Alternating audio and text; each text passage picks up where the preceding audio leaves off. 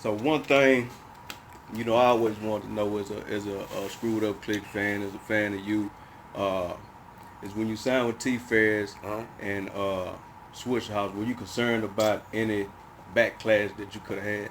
Well, It's a hype South takeover. Yeah, you heard what she said. It's a hype South takeover.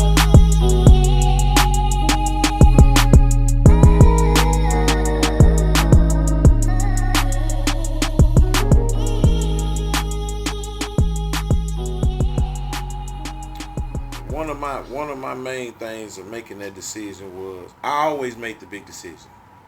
I was the first artist on the Screwed Up Click that ever done a solo album. Don't Mess with Texas. First solo album, first one British kind of stepped out as a kid, as a young. And at that time, man, when T Ferris and them was offering me this deal, I would say this. The Screwed Up Click as a whole, as a music foundation, with Screw just dying, Pat just dying, Hawk just dying, Key over here doing this here, such. We needed a joke. Right. And you know what I'm saying, we needed and first of all, this you know, people can say whatever. I don't have no ill wills about it. Everybody trying to, man, they got y'all they rapping like y'all music. Well, that's okay. Well, I'm gonna take the initiative of, if that's what y'all think, let me do something. Yeah, let me do something about it. You know what I'm saying? Let me just try to, make the best of it, of what I could do. They offer me a situation, and it's business. And what we're gonna do, what I'm gonna do is, I knew this. If all fails, I'm gonna rap my way out this shit. Yeah. I got the talent to survive the criticism. That's why I'm the captain, man, because can't nobody make that move but me. You know what I'm saying? Because I'm the one, I'm the black sheep, I'm the dog in the house. I can take the criticism, I got the tough skin, I can do what it take to uphold. And then I do chunk up the dudes, put the south and the north back together, where all that's over with. And then I come back, man, and just rap my way out there. Come back to my own brand, come back to my own thing, and I'm able to live with it. Ain't too many people, man. Everybody, imagine the person who would have been worried about what everybody had to say, or if they couldn't make that move, then it wouldn't be no I'm a G and it's chunk up to do, and the songs that came from this here and made this I'm a G change the world. How did that song come about? Well, you know what I'm saying? That's just that's one of my more simpler songs that I may have had from my talent standpoint of me just rapping a story about my life. It just came about, man, because timing is everything. And that was the place and time that story needed to be told from, and it needed that platform to get it that big and make it. So I don't regret nothing. Yeah, you shouldn't. You know what I'm saying? I don't regret nothing. I'm still me. Yeah. You know what I'm saying? So kind of still dabbling in that lane a little bit. I read an interview you did with Vice, and you said one of the greatest mixers you ever worked with was Michael Watts. Personally, I think, of course, I think Screw, as far as mixing, it was like, man. But I know you know what I'm saying? I see people misinterpret that. You know what I'm saying? That's the wrong way. What I said was, Screw is the best mixer ever. See, people get this here twisted, man, and that's what I say. People would say, what's the biggest album in Houston? And what's this? This is why I tell them, Don't Mess with Texas is the biggest album. Is the culture driving, is the culture changing album of all time.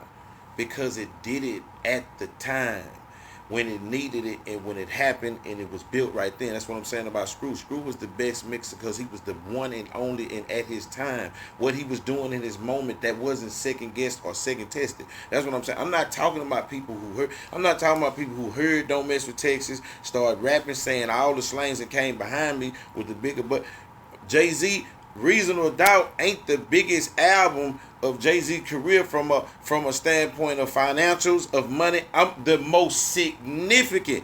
Illmatic is the most significant album to Nas' career. Don't Mess with Texas is the most significant album to the culture. Yeah. Period. When Southside came out, the freestyle rap turned into this. That's period. So what I was saying about Watts, based on current time, of doing music inside the studio with Mixer. Screw didn't even really make it to CDs good before he had passed. So I'm saying from the studio standpoint, what Watts gave to the world was studio and mixer generated. Screw shit was just straight generated. So doing ABA, one of my mixtapes that I came back with them, and for Watts to mix me and mix my voice, it was just some of the greatest mixing I had ever heard. That not him with elbows on the table. Not that. You know what I'm saying? Because first of all, you can't duplicate Screw. He killed the moment. You know what I'm saying? In Screw moment is going down. When Don't Mess With Texas came out, man, and Southside hit, man, and you can't recreate the moment. I'm not talking about who made one after that. Travis Scott, he's platinum. I'm not talking about that. What that did for the culture right there at the moment is not, man, if it's 100 rappers in Houston, man, that dropped the album, this is no cap, man. If it's 100 rappers, 70, 80 of them got some kind of piece of their game off this Don't Mess With Texas. Something about this culture, something you know, something you said, something about drinking, sipping, dripping. That all manifested from that album, man. Period. Damn. So the question was really, who was another DJ? Who was another DJ that you think, you know what I'm saying, kind of slept on as far as mixing, as far as that side of the game? Man, you know the game ain't no more that game. Yeah. The game is electronic and MacBook in front of the screen, and Screw never had a MacBook in front of the screen, so that kind of mixing and them kind of, man, that's out there. Man, I tell you, hey, man, and I love what's happening right now. Yeah. Man, I ain't knocking nothing. Man, I'm just be saying, like, different type of eras. Man, it's like, man, NWA. It wasn't that they were so significant of that they were so much better, they were different. Man, they real live cussing changed the whole game. You know how everybody was just trying to listen and how, man, them niggas was cussing.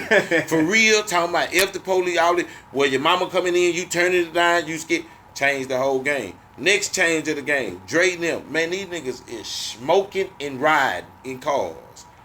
This is the coming of the weed era of being high, listening to jams.